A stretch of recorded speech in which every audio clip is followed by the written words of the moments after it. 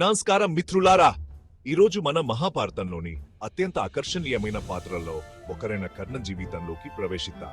విషాద్ వీరుడిగా పేరుగాంచిన కర్ణుడి కత్ వీరత్వం, విధేయత, హృదయ విదారక విధిల మిశ్రమం.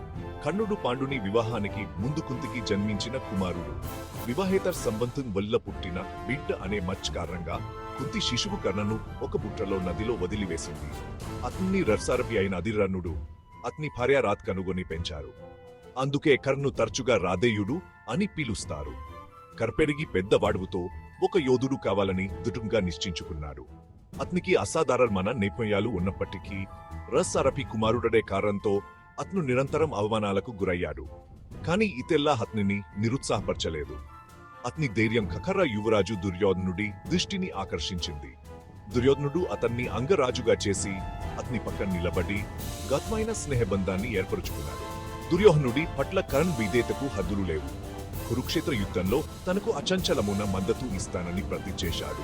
అతను తన నిజమైన వంశం పాండవులలో పెద్దవాడు అని తెలుసుకున్నప్పటికీ ఒకసారి భావించుకోండి, మీ ప్రమాణ శత్రువులు మీ సముద్ర సోదరులని తెలుసుకోవడం ఎంతటి కల్లోలం.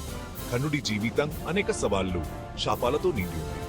అతనికి అతని స్వంత గురువు పరశురాముడు శాపమిచ్చాడు. అత్యంత అవసరమైన సమయంలో ఆయుధాల చిత్తానాన్ని మర్చిపోతాడు.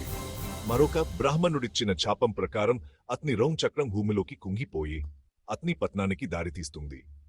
ఈ సవాళ్లన్నింటినీ ఎదుర్కొంటూ కూడా కర్ణుడు ఉన్నతంగానే ఉన్నాడు. అతని దతిత్వం పురాప్సితం. తన సహాయం కోరి వచ్చిన వారిని ఎప్పుడూ తిరస్కరించలేదు.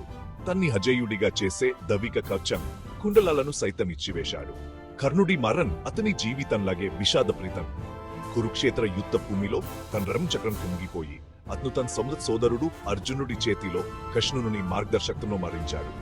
తన చివరి కుశలాల్లో కూడా అతను అసమానమైన ధైర్యాన్ని, ధర్మాన్ని ప్రదర్శించాడు. మహాభారతంలో కర్ణుడి కథ ధర్మం యొక్క సంక్లిష్టత, విధేయత భారం, నిజమైన వీర్త్వం యొక్క సారాచాన్ని మనకు నేర్పుతుంది.